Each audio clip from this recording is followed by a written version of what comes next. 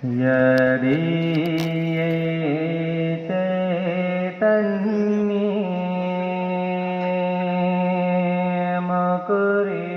भावात् चिदचित समं भान्ति द्रव्य व्ययजनिले सन्तोऽन्तरहिताः जगत्साक्षी मार्ग प्रकटन परवानुरिवयो महावीर स्वामी नयन पथगामी भवतु मे महावीर स्वामी नयन पथगामी भवतु मे। वर्तमान शासन भगवान महावीर स्वामी की, आचार्य भगवंत गुरुवर श्री विद्यासागर जी महामुनिराज की, मुनि श्री शंभो सागर जी आदि समस्त संगत मुनिराजों की।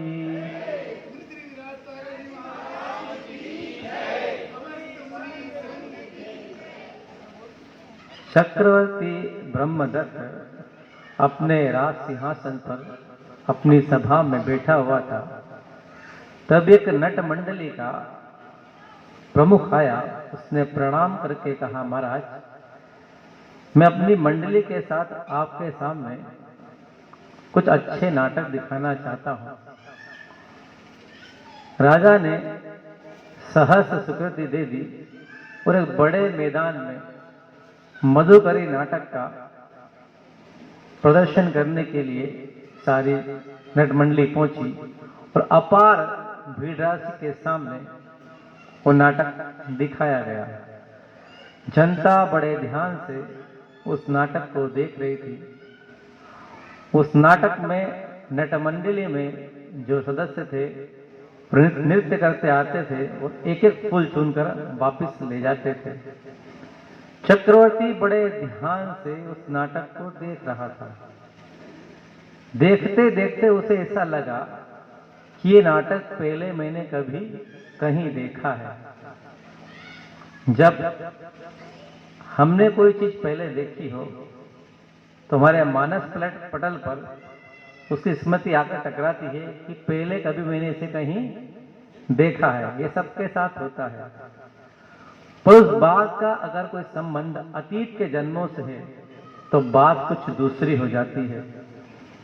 ब्रह्मदत्त यही सोचता रहा कि नाटक मैंने कहीं देखा है, मैंने कहीं देखा है। उसकी जिज्ञासा इतनी गहरी हो गई कि वह जिज्ञासा चेतन मन से निकलकर अवचेतन मन में चली गई। एक आंदोलन खड़ा हो गया अंदर कि इसे मैंने कहीं देखा है, नाटक मैंने कहीं देखा है। जब चेतन मन से उसका नाटक टूट गया तो धड़ाम से सिंहासन से नीचे गिर गया और अंदर में प्रश्न गहरा हो गया कि मैंने कहीं देखा है। तभी अवचेतन मन के पटल खुलते हैं और एक अंदर से आवाज उठती, हाँ मैंने इस मधुकरी नाटक को स्वधर्म कल्प के पद्म गुल्म विमान में देखा है। कितना अच्छा वैभव था स्वधर्म इंद्र को कल्प का, कितनी समृद्धि थी वहां, चारों ओर शांति और वैभव का अपार भंडार था। चक्रवर्ती का पद तो उसके सामने कुछ भी नहीं है। कितना अच्छा था मधुकरी नाटक, और एक बार नहीं कई बार मैंने उस नाटक को देखा है। बड़े ध्यान से चक्रवर्ती अपने अवचेतन मन में डूबा था। वो पूरे परिदृश्य को जो उसके अतीत के जन्मों में घटे थे बड़े ध्यान से देख रहा था। उसे बड़ी खुशी थी कि मैंने इस नाटक को पहले देखा है और पहले में इंद्र था। देखते देखते उसके मन की खुशी अचानक तनाव में अवसाद में बदल जाती है। अरे सब कुछ है पर जो मेरे पास बैठा था वो कहाँ है? जो सिंहासन पर मेरे पास बैठा था, मेरा भाई कहां है, मेरा भाई कहां है। उसके अंदर की खुशी पीड़ा में बदल जाती है और अवचेतन मन में अपने भाई को ढूंढता है कि मेरा भाई कहां है। बस एक भूख से अंदर उठती है, उसकी यात्रा फिर से अवचेतन मन से चलकर चेतन मन की ओर आती है। वो कुछ सजग होता है। मंत्री देखता है कि राजा सिंहासन से गिर गया, पूरी सभा बैठी है, लाखों लोग देख रहे हैं, आखिर हो क्या रहा है। सब दौड़ पड़ते हैं और पानी के छींटे देकर चक्रवर्ती को सचेत करते हैं। जैसे चक्रवर्ती आंख खोलता है, पूछता है वो कहां है। मंत्री कहता, महाराज कौन कहां है, सब तो यही है। नहीं, वो कहां है। क्या कहना चाहते हैं महाराज, क्या कहना चाहते हैं। तभी उस चक्रवर्ती को एक श्लोक याद आता है। आस्वदासो मृगो हंसो मातंगाव मरो तथा। आस्वदासो मृगो हंसो मातंगाव मरो तथा। पर इसके बाद की लाइन कौन सी होती है, उसको याद करता पर बोल नहीं पाता। उसे याद नहीं आता कि मेरे भाई और मेरे जन्म का कोई संबंध था इस श्लोक से, वो उसको याद नहीं आता। वो कहता है कि मैं इतना प्रयास कर रहा हूं, मुझे याद नहीं आती लाइन। तो लाइन कौन सी थी इसके बाद वाली। कहते हैं जब किसी इंसान की विचारधारा बहुत गहरी होती है, उस विचारधारा से अगर आपके अतीत का कोई संबंध हो, तो इंसान की ऊर्जा चेतन मन से निकलकर अवचेतन मन में चली जाती है, जिसे हम जाति स्मरण कहते हैं। जब वो सोच, वो विचारधारा बहुत गहरी होती है, तो हमारी चेतना मन की एनर्जी अवचेतन मन में चली जाती है। और अतीत के जन्मों में अगर कोई घटा हो, तो अवचेतन मन में हमारी स्मृतियों का एक संग्रह होता है, वहां से यादें निकलकर बाहर आती है। पर यह घटना यदा कदा किसी के साथ घटती होगी, पर चक्रवर्ती का यह पुण्य था कि उसके जीवन में घटना घटी। उससे खुशी तो हुई कि मैं पहले इंद्र था, पर एक अवसाद कि मेरा भाई कहां चला गया। हम कई जन्मों से साथ थे, उसने मेरा साथ छोड़ा, वो कहां है। उसने आंख खोली, श्लोक दोहराया, पर पूरा नहीं कर पाया। उसने घोषणा की, मंत्री ये घोषणा कर दो इस श्लोक के साथ कि जो इस श्लोक के उत्तरार्ध को पूरा कर देगा, उसे मैं अपना आधा राज्य दे दूंगा। मंत्री ने जैसे ही सुना कि आधा राज्य, महाराज आप चक्रवर्ती सम्राट है, आपका आधा राज्य कितना होता, आपको होश है। आप 6 खंड के अधिपति हैं, आपका आधा राज्य कितना होता है। आप ठीक तो हैं। मंत्री तुमसे जितना कहा उतना करो। महाराज मुझ में इतनी हिम्मत नहीं कि आपके आधे राज्य घोषणा कर दूं कि जो श्लोक की पूर्ति करेगा उसे आधा राज्य मिलेगा। तब राजा ने मंत्री से कहा, तुम्हारे बस का नहीं, मैं खड़ा होकर बोलता हूं। तो उसने बड़ी भारी आवाज में वो श्लोक दोहराया और कहा, इस श्लोक की रिक्त पूर्ति जो कर देगा, उसे अपना आधा राज्य दे दूंगा। जैसे लोगों ने बात सुनी, आधा राज्य श्लोक की पूर्ति पे मिलेगा, लोग तो बावड़े हो जाएं। कभी आपके सामने पंडाल में घोषणा कर दी, एक दोहा हम बनाए, वो घोषणा कर दे इसे 1 लाख रुपए मिलेगा, तो सब कार्यक्रम बंद, तो कल मिलेगा इनाम, तो हमारा सब बंद, एक आसन सब बंद हो जाएगा आज से हमारा। हम तो श्लोक की पूर्ति करेंगे, 1 लाख रुपया कल मिलने वाला है। तो सोचो मैं कितना बड़ा लालच था। आधा राज्य हुई किसका, चक्रवर्ती का, संपूर्ण पृथ्वी का आधा भाग। राजा ने घोषणा कर दी, सारे चारों तरफ हाहाकार मच गया, आधा राज्य मिलेगा। सारी जनता उसी काम में लग गई। चक्रवर्ती अपने महल में लौटा और बस एक ही चिंता, मेरा भाई कहां चला गया। 5-6 भवों का हमारा साथ था, वो कहां चला गया। उसे अपनी संपत्ति से कोई मोह नहीं बचा, मुझे तो मेरा भाई चाहिए। ये बात सतयुग की है, आपकी बात नहीं कर रहा हूं। अब यहां तो होता है उल्टा कि भाई बिल्कुल नहीं चाहिए, संपत्ति चाहिए। बात उस जमाने की इस जमान में करना पड़ रही है। घोषणा कर दी, सभी लोग उसमें लग गए। दिन पे दिन बीतते गए, काफी दिन बीत गए। चक्रवर्ती के जीवन में ऐसी उदासी छाई कि वो विरक्त हो गया कि मुझे मेरा भाई चाहिए। एक दिन एक ग्वाला नगर से बाहर निकलकर जंगल में अपनी गाय चरा रहा था। उसे भी जोश था कि मुझे शौक की पूर्ति करना है। पूरे 6 खंड में ऐसा कोई नहीं बचा था जिसके पास श्लोक की पहली लाइन ना हो, सबने रट ली। तो ग्वाला गाय चराते चराते कुएं की मुंडे पर जाके बैठ गया और पानी खींचने लगा। पानी खींचते खींचते उसने वही श्लोक की लाइन दोहराई, आस्वदासो मृगो हंसो मातंगाओ मरो तथा। वो बार बार इस लाइन को दोहरा रहा था कि कभी कुछ कुछ मेरे दिमाग में आ जाए।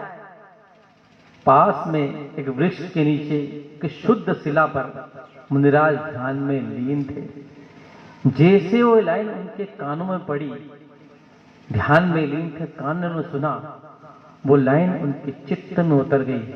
अरे आस्वदासो मृगो हंसो मातंगाव मरो तथा। जैसे वो लाइन कान में पड़ी और मुनिराज ने उसकी उत्तरार्ध को बोला, ऐसा नो सत्य कहा जाती अन्योन्याभ्याम वियुक्तयोः।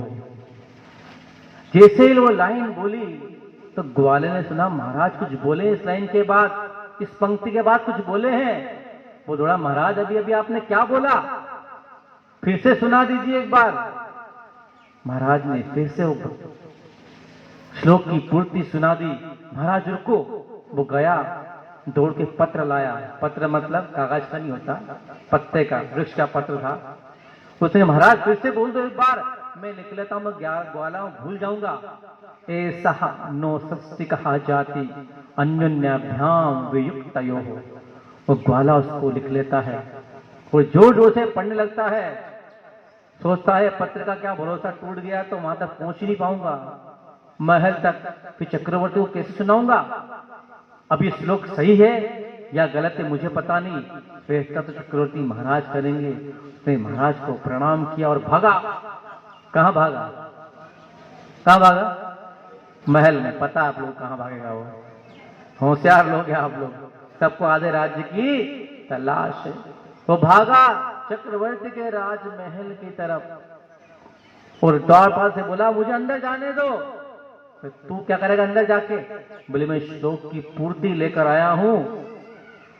तो द्वारपाल ने कहा, तू और ग्वाला श्लोक की पूर्ति करेगा कि हटो, मुझे जाने दो। तो ग्वाले ने देखा इसे बहुत जोश है कि जा भाई तू भी अंदर जा, सबको छूटती जाने की। उस समय चक्रवर्ती उदास अपने सिंहासन पर बैठा था। जैसे ग्वाला पहुंचा उसने प्रणाम किया, राजन प्रणाम करता हूं, बोलो क्या कहते हो, आज्ञा हो तो मैं श्लोक की पूर्ति करना चाहता हूं। उसके पहले ऐसे कई लोग आ चुके थे जो श्लोक की पूर्ति करने के नाम से राजा के सामने अपने अपने अर्ध श्लोक को सुना चुके थे कि तुम भी सुना दो। राजा ने अनमने मन से कहा कि तू बहुत लगा है, तुम भी सुना दो। उसने सुना कि राजन आपने कहा था, आस्वदासो मृगो हंसो मातंगाव मरो तथा। अब इसकी आगे की मुझसे सुनिए, ऐसा नो सस्ति कहा जाती अन्योन्याभ्याम वियुक्तयो। जैसे ही चक्रवर्ती ने वो श्लोक की अर्ध लाइन सुनी, वो मूर्छित होकर धड़ाम से फिर से सिंहासन से गिर गया।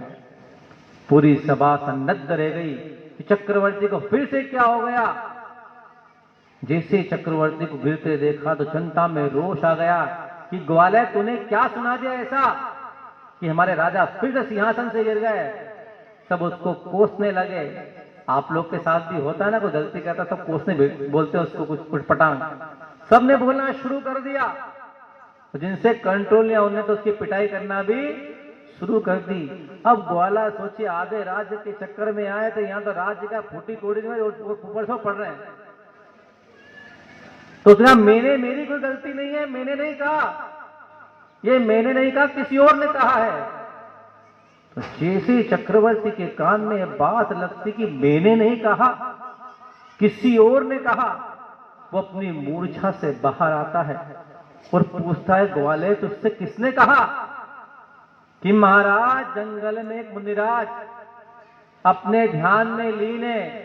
मैं तो श्लोक के पहले की लाइन को दोहरा रहा था, उन्होंने मेरे सामने दूसरी लाइन बोल दी, मैं दौड़ के आपके पास चला आया। मेरा कोई दोष नहीं है, वो तो उन्होंने बोला है कि चल बता वो कहां है। आगे आगे ग्वाला, पीछे पीछे चक्रवर्ती और नगर की जनता एक हुजूम सा बन गया। पूरा जलसा नगर के बाहर की ओर चल दिया। ग्वाले ने वहां पहुंचकर हाथ से इशारा किया, महाराज वो बैठे महाराज। अब मैं पास में जाने वाला नहीं हूं, पहले जनता ने मारा, बच गया, कहीं आप मारोगे तो मेरा होने वाला क्या है, मुझे नहीं जाना किसी के पास। चक्रवर्ती उस तरफ दौड़ पड़ता है और जाके देखता है एक शिला के ऊपर दिगंबर मुद्रा के धारक मुनिराज ध्यान में लीन है। जैसे मुनिराज को देखता है उसको जाति स्मरण ज्ञान होता है, हाँ यही तो मेरे भाई हैं, यही तो मेरे भाई हैं। कि भैया आंख खोलो, मैं तुम्हें लेने आया हूं। चित्र भैया आंख खोलो। जैसे निराश के कान में चित्र नाम पड़ता है तो भैया नाम का संबोधन वो सुनते हैं, उनकी आंख खुल जाती है। मुनिराज के पास तो पहले से ही जाति स्मरण ज्ञान था। आंख खोल के देखते हैं, हाँ यही तो है मेरे पूर्व जन्म का भाई संभूत। देव पर्याय में मुनिराज का नाम था चित्र और चक्रवर्ती का नाम था संभूत। चक्रवर्ती को लगता है कि मुझे एक टक देखे जा रहे हैं, शायद मुझे पहचानते नहीं। आपने मुझे नहीं पहचाना भैया, आज से हम पिछली पर्याय में दोनों स्वधर्म कल्प में पद्म गुल्म विमान में देव थे, उसके पहले हम चांडाल के पुत्र थे, उसके पहले हम हंस थे, उसके पहले हम हिरण थे, उसके पहले हम दास पुत्र थे। 5 भवों का हम दोनों का संबंध था, पर उसके पहले कोई ऐसा असंगी का भव आ गया जिसके आगे जाति स्मरण ज्ञान काम नहीं करता। आपने मुझे वचन दिया था और मैंने आपको वचन दिया था कि हम एक दूसरे का ध्यान रखेंगे, और आपने स्नेह का बंधन तोड़ दिया। मैं कहां कहां नहीं भटका आपको ढूंढने के लिए। आप मेरे बड़े भाई हो, आप चित्र भैया हो। मुनिराज उसकी बात बड़े ध्यान से सुनते रहे। तो उसने कहा कि आपने स्नेह का बंधन नहीं पाला, मुझे छोड़ दिया। तो मुनिराज का संभूत तू मुझसे कहता है मैंने छोड़ दिया। याद कर, हम दास की पर्याय में थे, हमने कौन सा कष्ट नहीं सहा। उस गुलामी के बंधन पे बंध कर हमारी आत्मा का कौन सा हनन नहीं हुआ। हमने अपार कष्ट सहे, फिर भी हम दोनों साथ में थे। फिर हम दोनों हिरण हुए, बड़े विशाल जंगल में रहते थे और चौकड़ी भरते थे। कितने आनंद से हमारा दिन बीतता था और रात कटती थी। एक बार एक शिकारी आया, उसने एक तीर से हम दोनों की हत्या कर दी। हमने फिर से जन्म लिया और हम गंगा नदी के तट पर हंस हुए। वहां पर गंगा के मोती के दाने चुनते थे और कितने प्रेम से रहते थे। एक बार ऐसी आंधी चली कि हम दोनों एक साथ मरण को प्राप्त हो गए। उसके बाद हमने जन्म लिया चांडाल के घर में। हमारे पिता चांडाल थे, पर हमारे पास गाने की, संगीत की ऐसी अद्भुत विद्या थी कि पूरे राज्य में हमारा नाम था। पर हमारा राजा हमारा विरोधी बन गया था। उसने षड्यंत्र रचाकर हमें वहां से बाहर निकाल दिया। हमें मारा गया, पीटा गया और धक्के मारकर हमें राज्य से बाहर निकाल दिया गया, क्योंकि हम चांडाल थे। चांडाल के पास ऐसी विद्या हो तो कौन बर्दाश्त करता है। वो उस जमाने की बातें जब छुआछूत को बहुत ज्यादा मान्यता दी जाती थी। धक्के मारकर हमें बाहर निकाल दिया गया। हम दोनों बालक रोते बिलखते उस जंगल में कई दिनों तक पड़े रहे। तब एक मुनिराज का वहां से गुजरना हुआ। उनकी दृष्टि हम पर पड़ी, उनमें करुणा जाग गई। उन्होंने हमें संबोधन दिया, धर्म का उपदेश दिया, हमें शुद्ध किया और मुनिव्रत से हमारे जीवन को परिपूर्ण कर दिया। ऐसा उपदेश दिया, हमारे मन में वैराग्य जागा, हम मुनि बन गए थे। याद है भैया, हमने कितनी तपस्या की थी, कैसे कैसे कर्मों को हमने काटा था, कितने अच्छा हम ध्यान करते थे, दोनों भाई तपस्या करते थे। पर संभूत तू चूक गया एक बार। मैं चूक गया? क्या किया था मैंने? याद कर, हम बियाबान जंगल में पहाड़ के ऊपर बैठे तपस्या कर रहे थे। उसी समय चक्रवर्ती सम्राट सनत कुमार का वैभव तेरे सामने से निकला। सनत कुमार अपनी पूरा वैभव के साथ सेना लेके उस पर्वत के सामने से निकला था और तू खुली आंख से उन्हें देख रहा था। जैसे तूने चक्रवर्ती का वैभव देखा, तेरे पिछले पर्याय के अभाव ने तेरे मन को पूरी तरह से आवरणित कर लिया और तेरे मन में लिप्सा जाग गई कि अगर मुझे तपस्या का फल मिले तो मैं अगली पर्याय में चक्रवर्ती बनूं, मैं चक्रवर्ती बनूं। बस वहीं से तूने भावी भोग की आकांक्षा करते हुए निदान बंद कर लिया। उसके बाद हम मरकर दोनों सोदर इंद्र विमान में दिए हुए, तब भी हम साथ में रहे। और वहां से मरकर तूने निदान बंद किया था कि अगर मुझे तपस्या का फल मिले तो मैं अगली पर्याय में चक्रवर्ती बनूं। तुझे निदान बंद का फल मिला और तू चक्रवर्ती बन गया। मैंने तपस्या की थी और भावना भाई थी कि हे प्रभु, जब तक मेरे संपूर्ण कर्मों का क्षय नहीं हो जाए तब तक हर पर्याय में मैं दिगंबर मुद्रा को धारण करूं। तो मुझसे कहता है संभूत कि मैंने स्नेह तोड़ दिया, मैंने बंधन तोड़ दिया। बता, बंधन किसने तोड़ा? निदान बंध किसने बांधा था? मैंने या तूने? मैंने या तूने? अब जब भाई से भाई का मिलन होता है तो प्रेम में भाषा कभी अवरोध नहीं बनती। उसने कहा, आप मुझे कहते हैं, अरे मैंने निदान बंध बांधा था तो बांधा था, आप भी बांध लेते, आपको किसने रोका था? दो श्रावक मुनि से बात नहीं कर रहा है, दो भाई आपस में बात कर रहे हैं। कहते हैं दो भाई, वो दो बचपन के मित्र, ये कितने ही बूढ़े हो जाएं, इनमें जब आपस में मिलते हैं तो गंभीरता का अभाव हो जाता है।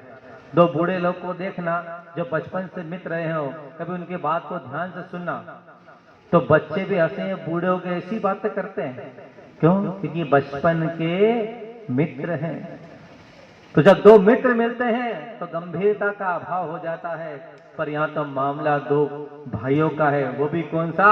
पिछली पर्याय के भाई, जिन्हें आज ये पता लग गया कि हम दोनों सगे भाई थे। अरे मैंने निदान बंध बांधा तो आप भी बांध लेते, आपको किसने रोका था? मुनिराज सुनकर चुप हो गए। दोनों ओर से सन्नाटा, न संभूत कोई बोलने को तैयार, न चित्र मुनि कोई बोलने को तैयार, दोनों शांत। तब उस शांति को तोड़ते हुए चक्रवर्ती ने बोला कि भैया, जो हुआ सो हुआ, अब चलो, मैं आपको लेने आया हूं। ये क्या रूप बना रखा है अपना? इस जंगल में अकेले खड़े हो, न कोई नौकर चाकर है, न कोई वैभव है। चलो, मेरा 6 खंड आपको आमंत्रण देता है। मेरे 84 लाख हाथी और 18 करोड़ घोड़े, 9 निधि और 14 रत्न आपको, आपकी सेवा में तत्पर है। चलिए मेरे साथ। और वैसे भी आपको चलना पड़ेगा, क्योंकि आपने श्लोक की पूर्ति तो की ही है। आधा राज्य तो आपका है ही, पर आपके चरणों में अपना पूरा राज्य समर्पित करता हूं। आप राज सिंहासन पर बैठिए, 6 खंड का आधिपत्य कीजिए, मैं आपके चरणों की सेवा करूंगा, मैं आपके चरणों की सेवा करूंगा। मुनिराज इस बात को बड़े ध्यान से सुनते रहे कि 6 खंड का राज मुझे देने को तैयार है। कौन? मेरा भाई संभूत, जो आज की पर्याय में ब्रह्मदत्त चक्रवर्ती है। आपके सामने पूजा करते करते कोई रत्न रख दे और आपसे कहिए रत्न रखे हैं पर एक शर्त है, आप पूजा बंद करके अपने घर पे जाइए, क्या निर्णय लेंगे आप लोग? असली रत्न होगा हीरा, पक्का ओरिजिनल, कि ठीक है हीरा ले लो, पूजा तो कल भी कर लेंगे, रोज करते हैं, कौन सा नया काम है इसमें, कल कर लेंगे, हीरा दे अभी तो। क्या कहेंगे? हीरा दे, हम तो चले घर, भगवान कल फिर मिलेंगे आपसे, पूजा बंद कर दो, आप तो हीरा मिला। आप करते हैं लौकिक जगत से प्रेम, पर मुनिराज के मन में अपने अलौकिक प्रेम था कि मैं श्रमण हूं। उनके मन का जो वैभव था वो अलौकिक था। 6 खंड के आधिपत्य का उन्हें लालच दिया गया, पर मुनिराज थे, उनके चित्त पर कोई असर हुआ ही नहीं। दिगंबर मुनिराज के सामने दुनिया का सारा वैभव मिलाकर पटक दिया जाए तो जो आकिंचन से परिपूर्ण होते हैं उनके सामने सारा वैभव मिट्टी से ज्यादा कुछ भी नहीं होता। तुम्हारी दुनिया के लोग जो अपने संपत्ति पर सीना फुलाकर दुनिया के सामने घूमते रहते हैं कि आई एम द करोड़पति, आई एम द अरबपति, आई एम द खरबपति, आई एम द मिलेनियर, वो मुनिराज के सामने 2 कौड़ी की धूल के अलावा कुछ भी नहीं है। वो चित्र मुनिराज अपने अलौकिक वैभव को जानते थे। 6 खंड का निमंत्रण मिलने के बाद भी उनके चित्त पर कोई असर नहीं हुआ। वो समझ गए कि मेरा भाई वैभव में पूरी तरह से डूबा हुआ है। कहा, भाई याद कर, चांडाल के जब हम पुत्र थे, हमें किस तरह पर बीच चौराहे पर राजा ने पिटवाया था, हमें बेइज्जत करके बाहर निकाल दिया था, हम रोटी के दाने के लिए तरसते थे। भला उस दिगंबर मुनिराज का जिसने हमें शुद्धि करके हमें मुनि पद दिया था, और तू उस बात को भूल गया, उस कष्ट को भूल गया जो हमने सहन किया था, और आज दौलत पाकर तू फूला नहीं समाता है। मुझसे कहता है मैंने संबंध तोड़ दिया, मैं तो तुझे साथ लेने के लिए आया हूं, तभी तो तेरे राज्य के समीप रुका हुआ हूं। मुझे तो पहले ही पता था ये घटना घटने वाली है। चल, मैं तुझे लेने आया हूं। तू मुझसे कहता है 6 खंड का राज ले लो, तू 6 खंड की बात करता है, मैं तुझसे कहता हूं 3 लोक का राज मैं तुझे देता हूं, चल मेरे साथ। तब चक्रवर्ती संभूत कहता है कि तुम कहते हो 3 लोक का राज मुझे दोगे? अरे तुम्हारे पास है क्या जो मुझे दोगे? तब मुनि ने कहा, तू जानता है 3 लोक का अधिपति कौन होता है? ऊर्ध्वलोक, मध्यलोक, अधोलोक, इन तीनों भूमियों का स्वामी कौन होता है? बताओ कौन होता है? तुम्हारे पास तो कुछ है ही नहीं, बताओ कौन होता है? जो आकिंचन धर्म का पालन करता है वही 3 लोक का अधिपति होता है। जिसके मन में लिप्सा होती है, लालसा होती है, लालची पना होता है, वो संपत्ति का कभी भोग नहीं कर पाता। जिस संपत्ति को वो मारा मारा फिर कर इकट्ठा करता है, वो संपत्ति कृष्णा उसके मन में इतनी तृष्णा और जगा देती है कि जब अंत में प्राण निकलते हैं तो अधूरा ही मर जाता है कि और कर लेता तो अच्छा रहता। क्या कभी किसी संपत्तिवान व्यक्ति को मरते हुए देखा है? उसके मन को कभी देखा है? हमारे मन को कैसे देखेंगे, हम तो देख ही नहीं पाते। जो जितना अधिक संपत्ति के बीच में रहकर अपना जीवन यापन करता है उसकी तृष्णा भी उतनी बड़ी ही होती है। इतना और कर लेता तो अच्छा रहता। 6 खंड का लालच दे दिया, पर धन्य मुनिराज टस से बस नहीं हुए। ये होता किंचन का प्रभाव, जिसके मन में अपने आत्म वैभव की जागृति उत्पन्न हो जाती है, उसके सामने संसार का वैभव कुछ भी नहीं होता। मुनिराज का चल संभूत, मैं तुझे 3 खंड का, तू 6 खंड कहता है, मैं 3 लोक का राज्य तुझे देता हूं, आकिंचन हो जा। पर संपत्ति में डूबा चक्रवर्ती दूसरी कोई बात सुनने को तैयार ही नहीं था। तो मुनिराज ने कहा, जिस संपत्ति पे तू गर्व करता है कि तू 6 खंड का अधिपति है, पृथ्वी में सबसे बड़ा है, तो तुझसे बड़े तो कई सारे हैं। कहा जाता है कि व्यंतर देव के जूते में जितना सोना होता है, उतना तो पूरे मध्यलोक में नहीं होता। उससे ज्यादा संपत्ति ज्योतिष देवों के पास होती है, उससे ज्यादा संपत्ति भवनवासी देव के पास होती है, उससे ज्यादा कल्पोपन्न के पास होती है। वो सर्वार सिद्धि के देवों के होगा तो कहना ही क्या है। हजारपति से बड़ा लखपति होता है। लखपति से बड़ा बताओ कौन होता है? आपकी बात पूछ रहा हूं। लखपति से बड़ा करोड़पति, करोड़पति से बड़ा अरबपति, अरबपति से बड़ा खरबपति। सबको पता है कौन कौन से बड़ा है, फिर भी तू कहां पड़ा है ये तो बता दे, तू कहां पड़ा है। जितना भागेगा दुनिया में, भागते भागते जब भी आंखें खोलेगा तो तेरे सामने एक व्यक्ति भागता हुआ दिखाई देगा। यहां पर कोई अल्टीमेट नहीं है, कोई अंत नहीं है किसी चीज का। आखिर कितना भागोगे? आकिंचन धर्म यही सिखाता है कि कितना ही वैभव इकट्ठा कर लो, इसकी तृष्णा से तुम्हारे मन में जो भूख उठेगी वो तुम्हें कभी शांति से बैठने नहीं देगी। उसने कहा, चल संभूत, 3 लोक का राज्य तुझे देता हूं। तुलनात्मक अध्ययन करके बता दिया, पर ऐसी लिप्सा उस चक्रवर्ती के मन पर अंकित थी कि वो चक्र मुनिराज की बात सुनने को तैयार नहीं था। दोनों भाई आमने सामने खड़े थे। एक भाई कहता है, तू चल, छोड़ दे जंजाल को, मेरे साथ चल, 3 लोक का वैभव तुझे मिलेगा। और एक कहता, चल ये छोड़ दे साधुपना, अकेला ठूठ सा जंगल में खड़ा है, मैं 6 खंड का राज तुझे देता हूं। एक शिव पथ पर चलने को तैयार है और एक शव पथ पर ले जाने को तैयार है। अब क्या होगा? कौन बदलेगा? किंचन की जीत होगी या किंचन की जीत होगी, फैसला करना अभी बाकी है। दोनों एक दूसरे को देखते हैं। कहते हैं, एक बार सम्राट सिकंदर कहीं से गुजर रहा था। एक फकीर जिसका नाम था डायोजनीस, एक बड़ा अलबस्त फकीर हुआ है, रास्ते में कहीं बैठा था। उसकी मस्ती देखकर सिकंदर ने उससे पूछा कि तू कौन है? तू कौन है? बोला, मैं सम्राट हूं, मैं सम्राट हूं।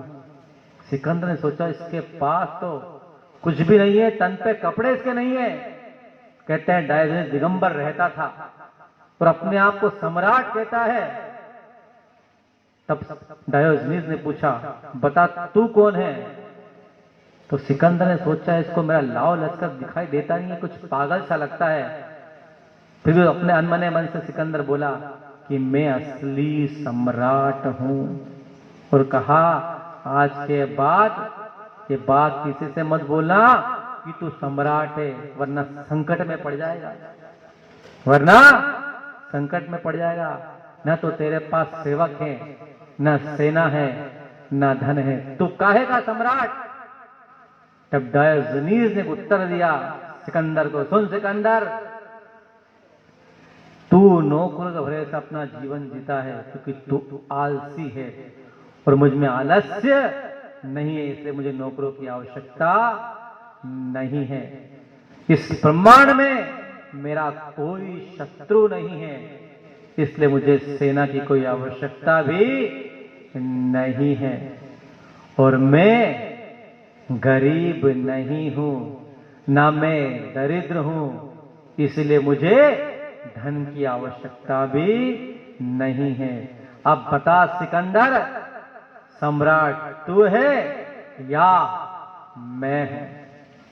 सिकंदर को उस दिन बोध मिला कि जो पूर्णतः से अपने जीवन में बंधनों को छोड़कर अबंधन जीवन जीता है, निर्बंध जीवन जीता है, सम्राट तो वही होता है।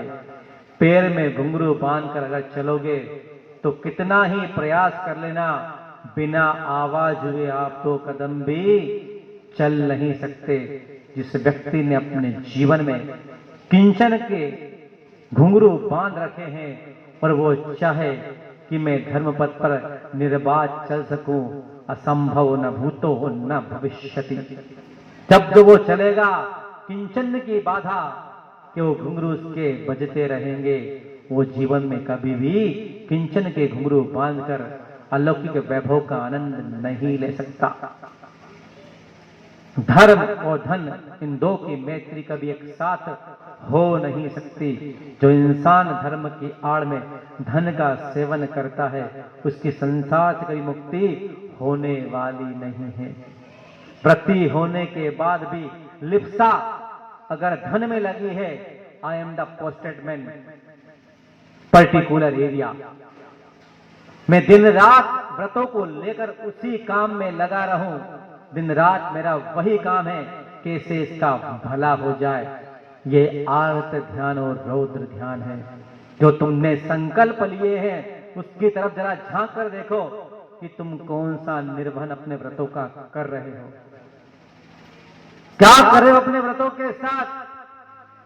तुमने व्रत लिए हैं, तुम संकल्पी हो, तुमने प्रतिज्ञा ली है कि आरंभ करने के लिए तुमने व्रत लिए थे। किसी को अधिकार नहीं है कि अपनी लिप्सा को आगे रखकर व्रतों की निंदा कर दे, ये महापाप है। अपनी प्रभुता के सामने, आपके सामने कोई बोलेगा नहीं, पर क्या आप अपनी नैतिकता, अपनी ईमानदारी से जीवन जी रहे हैं? बोलिए। बस मुनिराज के मन में यही था कि मेरा आकिंचन व्रत है, 6 खंड का आधिपत्य मुझे स्वीकार नहीं है। संभूत को समझाया, पर चक्रवर्ती तो चक्रवर्ती होता है जो 6 खंड का स्वामित्व का भोग करता है। एक बार कहने से क्या उसकी निष्ठा चली जाएगी? जब मुनिराज को लगा कि यह आकंठ डूबा है वैभव में, ये बदलने वाला नहीं है, तो उसके समीप जाकर उसके सर पर आशीष रखते बोले, भाई अगर तुम नहीं बदलना चाहते कोई बात नहीं, पर मैं जा रहा हूं, मैं तुम्हारी दुनिया में नहीं आ सकता, मेरी दुनिया दूसरी है। मुझे आत्मा का वैभव प्राप्त है, ये नश्वर वैभव मेरे किसी काम का नहीं, इससे मेरा भला होने वाला नहीं है। मैं जा रहा हूं, तुम मेरे साथ नहीं चलना चाहते कोई बात नहीं, पर एक बात याद रखना, कोई ऐसा अनार्य कार्य मत करना जिससे तुम्हारी आत्मा का हनन हो जाए, तुम्हें भव भव तक भटकना पड़े। चक्रवर्ती आंसू बहाता रहा क्योंकि वो मुनिराज को रोक नहीं पा रहा था अपने वैभव का लालच दिखाकर। दोनों भाई एक बार मिलने के बाद फिर से बिछड़ जाते हैं। एक भाई अपने जीवन का रास्ता पाने के लिए आगे बढ़ जाता है और चक्रवर्ती उसी दलदल में ठहरा खड़ा रह जाता है। एक शिवपद की ओर आगे बढ़ जाता है और एक वापस अपने शवपद की ओर लौटने का प्रयास करता है। आकिंचन धर्म हमें यही सिखाता है कि जिस व्यक्ति के मन में आत्मा का वैभव और अपने कल्याण की पिपासा जाग जाती है, वो व्यक्ति कभी भी इस संसार को देखकर प्रभावित नहीं होता। जिसके मन में प्रभुदेश योग संसार का आकर्षण होता है, वो व्यक्ति कभी भी आकिंचन धर्म को प्राप्त नहीं कर सकता। आकिंचन धर्म वो भूमिका है जिसे पाने के लिए बहुत कड़ा पुरुषार्थ करना पड़ता है, अपने मन को और अपनी आत्मा को कसना पड़ता है, तब कहीं जाकर ये गुण प्रकट होता है। हम मुनिराज लोग दुनिया के सामने रहते हैं, तरह तरह के लोग हमारे सामने आते अपना वैभव दिखाते हैं, पर हम कभी अपने चित्त पर उनके भोग को हावी होने नहीं देते, क्योंकि हमारा परिवेश ही दूसरा है। तो नश्वर विभव पर अपना जोश दिखाता है, हम तो उसे छोड़कर ही मुनिराज बने हैं। उसे वो मत दिखाना जो उसकी दुनिया कभी थी ही नहीं। अगर मुनिराज के मन में कोई विकल्प जाग गया तो याद रखे ना, पृथ्वी छोटी पड़ जाएगी, पृथ्वी छोटी पड़ जाएगी। कभी विकल्प मत कराना। अपना वैभव, अपने पद की गरिमा कहीं मत दिखाना मुनिराज को कि आई एम द बॉस, तब we are the biggest boss of the world. ध्यान रखिए इस बात को अच्छे से। अपनी मर्यादा हमेशा मेंटेन कीजिएगा। Who are you? I am the boss. 6 खंड का आधिपत्य छोड़ के वो श्रवण उसको तृण समझकर छोड़कर चले गए। यह आकिंचन धर्म का प्रभाव, तेरा वैभव मुनिराज को कभी पलट कर रख दे, ऐसा ना कभी हुआ है, ना अतीत में कभी हुआ था, ना भविष्य में कभी होगा। जय हो। बोलिए उत्तम आकिंचन धर्म की जय। आचार्य भगवंत गुरु श्री विद्यासागर जी महामुनिराज की, परम श्रद्धेय मुनि श्री प्रमाण सागर जी महाराज की।